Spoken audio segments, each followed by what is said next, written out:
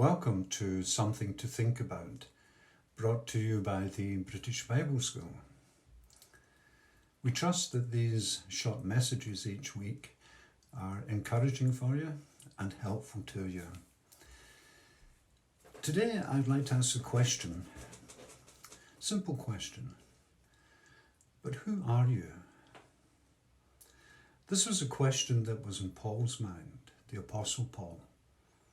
And he was eager to convey to his friends and fellow Christians throughout the ancient world that he and they were someone special. At the very beginning of his letter to the Romans, probably one of the most profound pieces of literature in the history of humanity, we read in verse 1 and following, Paul, a servant of Christ, called to be an apostle, set apart for the gospel of God, which he promised beforehand through his prophets in the Holy Scriptures. The gospel concerning his Son, who was descended from David according to the flesh, and was declared to be Son of God, with power according to the Spirit of holiness, by resurrection from the dead, Jesus Christ our Lord, through whom we have received grace and apostleship to bring about the obedience of faith among all the Gentiles for the sake of his name, including you who are called to belong to Jesus Christ. To all God's beloved in Rome who are called to be saints, grace to you and peace from God our Father and the Lord Jesus Christ. One of the difficulties with this passage is that it deals with so many weighty matters in a very short span. It talks of God's good news concerning God's Son, the witness of Israel's scriptures. It talks about Jesus' identity as descended from David and designated Son of God in power. It speaks too to Paul's mission to the Gentiles, to the obedience of faith. But I found that one fruitful approach is to focus on the question of identity, Paul's identity and our identity. In fact, verses 1 through 6 are actually one long sentence. And if we were to diagram that sentence, we could trace every clause back to Paul, who is the subject of the sentence. Now, does this mean Paul was some kind of egomaniac? Not at all.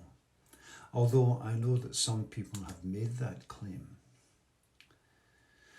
But rather, Paul was simply introducing himself, and he cannot introduce himself without telling his story.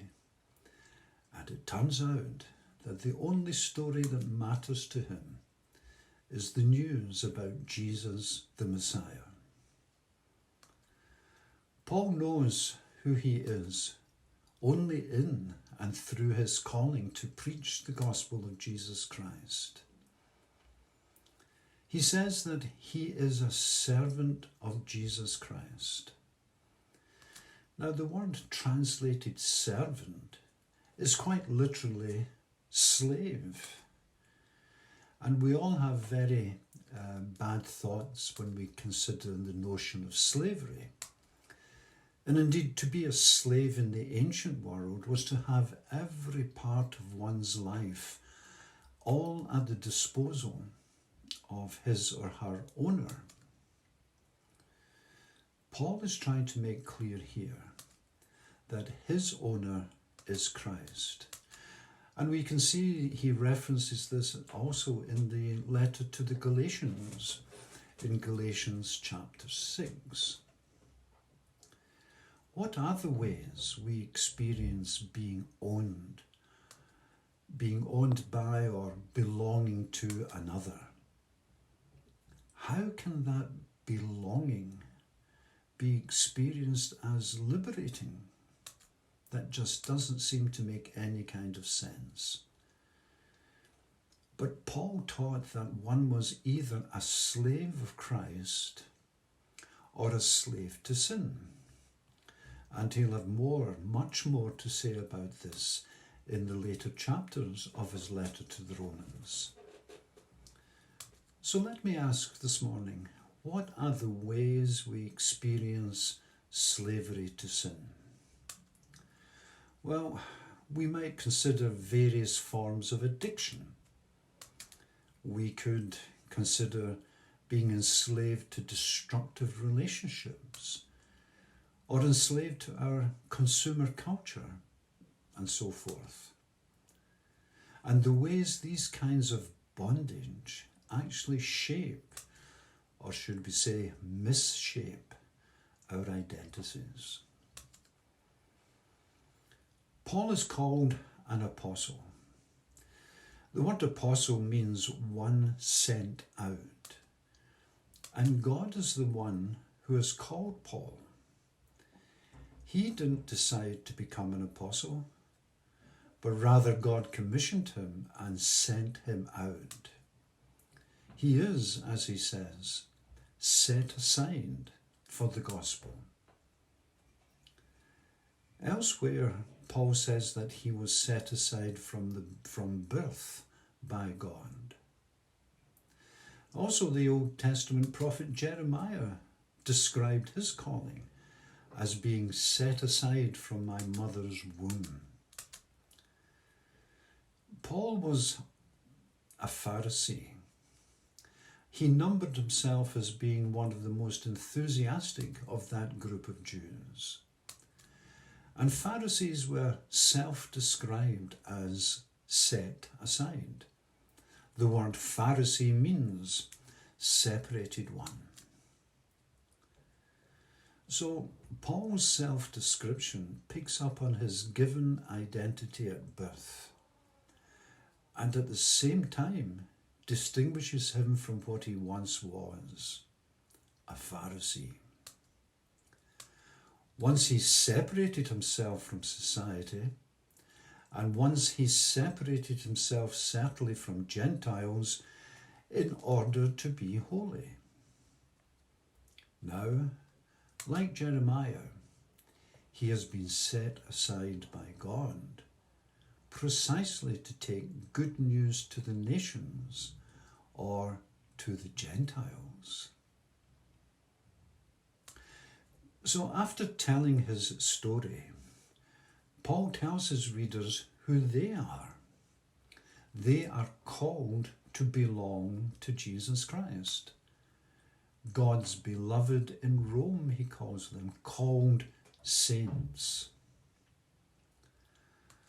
Like Paul's call, theirs and ours is done by God, and therefore it is not something that we do.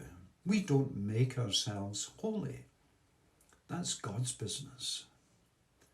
And that transformation takes place through the outpouring of God's love. And Paul speaks at length on this in chapter 5 of Romans.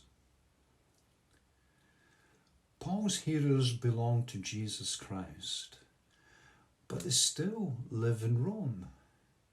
They are in Rome, but no longer of Rome. Like Paul, their new identity and work derives from the one who now owns and loves them. So this new identity as Christ's slaves potentially set them on a collision course with the Roman imperial cult, which proclaimed that the birth of Caesar Augustus was good news for the world, and that all Caesar's subjects should serve him. Paul's description of himself and his hearers leads us into the mystery of identity.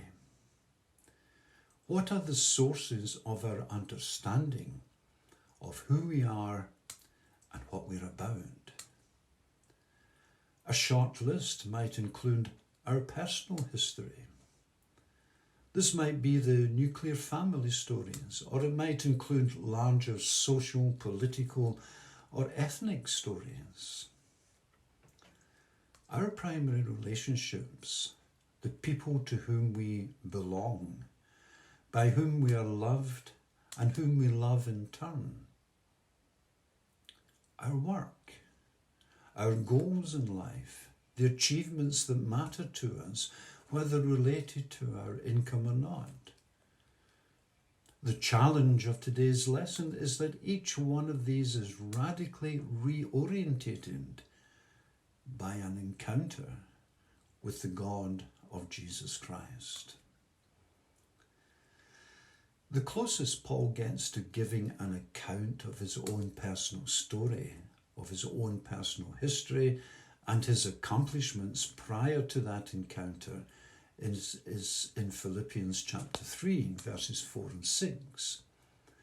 And there we discover that whenever he recounts his past achievements, indeed what he considered to be his past successes, he quickly labels it as being rubbish.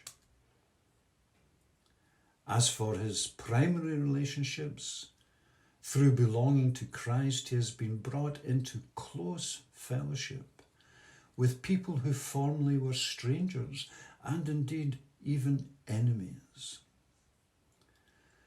But Paul cannot completely turn his back on his former identity. By using the language of prophetic call, he identifies himself as profoundly shaped by his Jewish history and community. God made known to him in the revelation of Christ. That has never been absent from his life. Rather, his calling returns him to his roots, even while setting him at odds with elements of his past.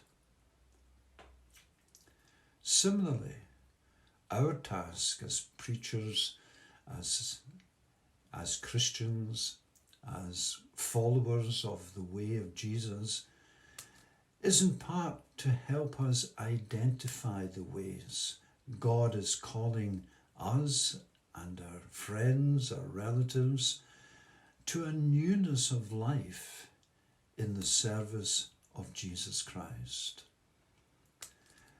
And at the same time, to see the ways God has never really been absent from our lives.